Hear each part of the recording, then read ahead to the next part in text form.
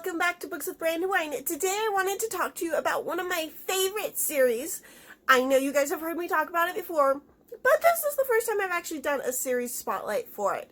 And that series is the Brotherband Chronicles. Actually, kind of want to show a different cover because they did change covers. So these are like the two kinds of covers. The Brotherband Chronicles is the second series that was written by John Flanagan. The first series being The Ranger's Apprentice, which I know you guys have totally heard me talk about that series too. And both series take place in the same the same world. It's not the same universe, they're on a planet. In the same world. But whereas The Ranger's Apprentice is based in I can never pronounce it. I just pronounce it Arulian, but I know that's not how it's really pronounced, which is basically England. And the Brotherband Chronicles are based in Scandia, which is basically Scandinavia. And they take place,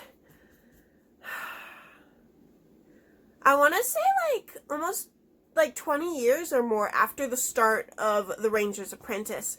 And you don't have to have read The Ranger's Apprentice to read the Brotherband Chronicles, although there are a lot of things in the Brotherband Chronicles, like a cabin that has certain etchings on the wall that are mentioned in The Ranger's Apprentice that will make more sense if you read Ranger's Apprentice and be like, oh, that's the cabin. And so it's cool little Easter eggs like that you'll find throughout, but it's not necessary to have read the Ranger's Apprentice. It will also make sense more because the Skrull? No, that's not what they're called. I forget what they call the guy that, I think it's Oberjoel. The guy that's in charge of their whole nation. The way he got into power, you know the backstory of that if you've read Ranger's Apprentice, but like I said, it's not necessary to know why he's the Oberjoel. He just is. And so there are 7 books. There are currently 7 books in this series. There is an 8th book that is coming out very shortly. I don't know yet what the publication date is. I think it's sometime this year or early next year. And so the first 3 books, these 3 right here, which are The Outcasts, The Invaders, and The Hunters, are all they're all the same storyline. Whereas the other ones are individual storylines per book.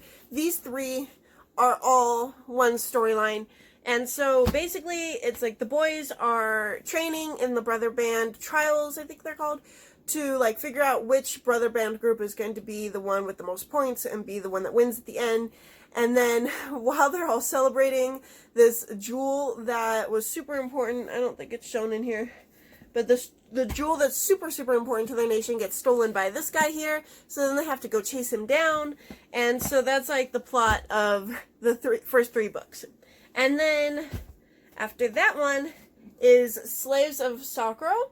I think that actually, I think this one and Scorpion Mountain are actually tied together.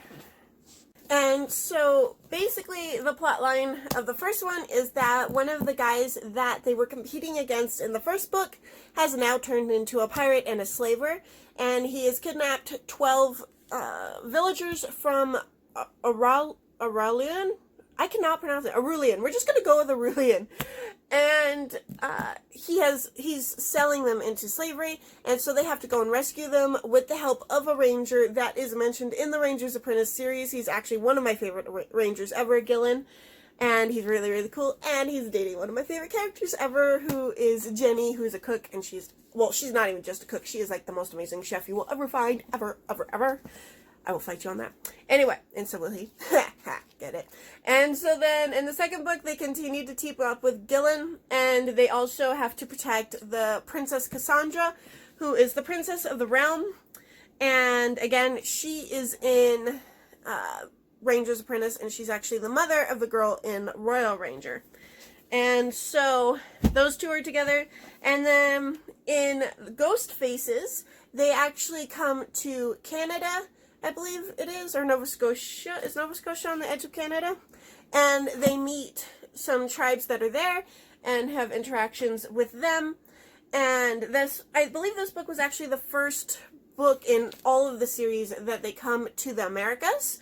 And so that was really cool. I was waiting for that because one of my favorite parts of the series is that they visit all these different parts of the world. They've been to Japan, they've been to Italy, they've been to Spain, they've been to the whole Mediterranean area. They've been to England and Scotland and Ireland, I believe, or Wales. I'm not sure which one it was.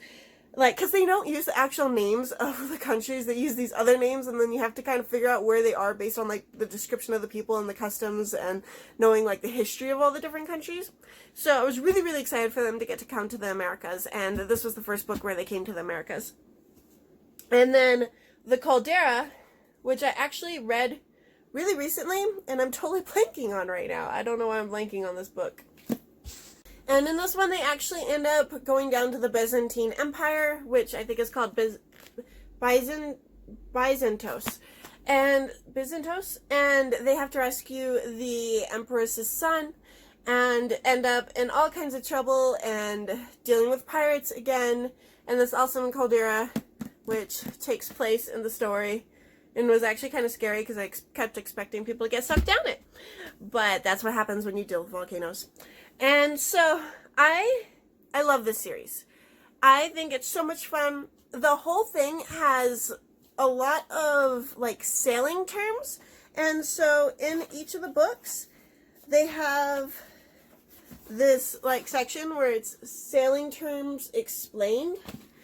And so they'll just definitions of all the basic sailing terms. I don't know if that was showing up clear. And I love that the main boy, Hal, is super, super inventive. He's super creative. And so he actually designs this ship called the Heron. See, it's got a heron on it. It's really pretty. And basically, it's a much smaller Viking ship than the normal ships that they're used to using. And it has a triangular sail, so it can be crewed by a much smaller crew. It has a triangular sail, so it can, make super fast turns. It is a super, super fast boat. It can outrun pretty much any other ship on the seas.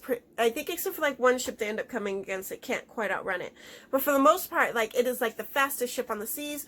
And he's always creating all these brilliant ideas. He comes up with this huge crossbow type thing that they put in the front of the ship, and they can use it to shoot other ships. He comes up with just cool camp setups. Whenever they need some sort of tool, he can invent it. His mind is constantly going.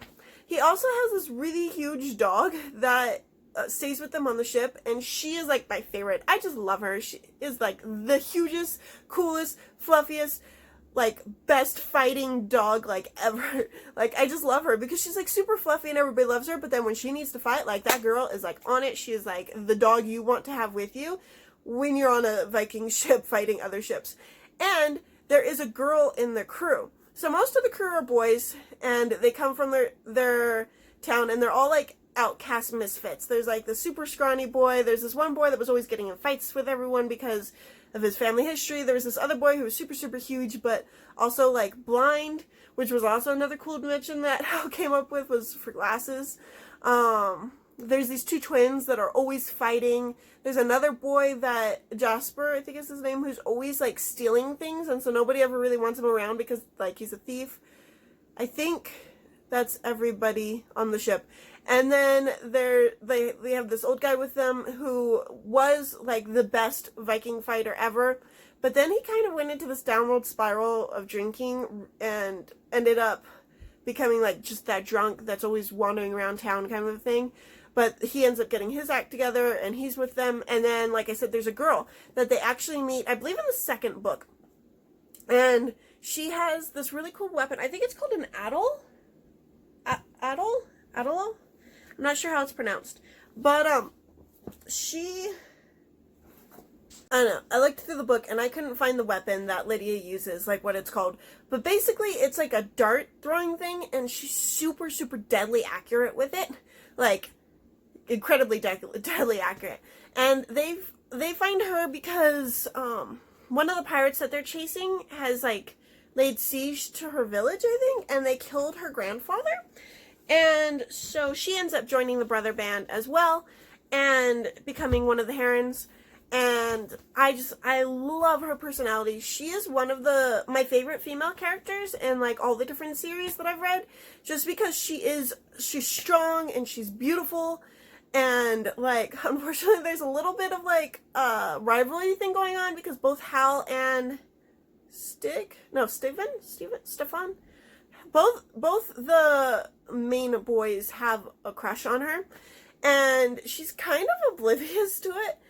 But she's just such an awesome character. She's one of those characters where, like, it's really justified that the guys would all love her because she's just beautiful. And her awesome, like, killer skills, and she's funny, and she's snarky when she has to be, and she's just awesome. Like, she is so cool. I know for a while they were trying to make like Ranger's Apprentice into a series. I think they still are. But if they ever do make Brotherband Chronicles into a series, like, they better do her justice because she is so cool.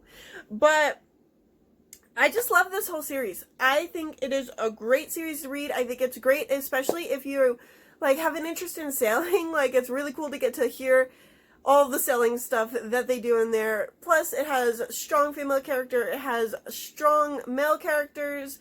It has just all around. It's just an awesome book. It's an awesome series. I love all of the books in like the Rangers Brotherband series Chronicles. It's just awesome. I definitely recommend going and reading it. It is a middle grade. Like I said, there's 8 books in this series, but they are fast reads. So definitely get on it before more books come out, and you're even farther behind. Just get on it now. Just get in there. Join the bandwagon. Anyway, I will see you guys next time. Bye.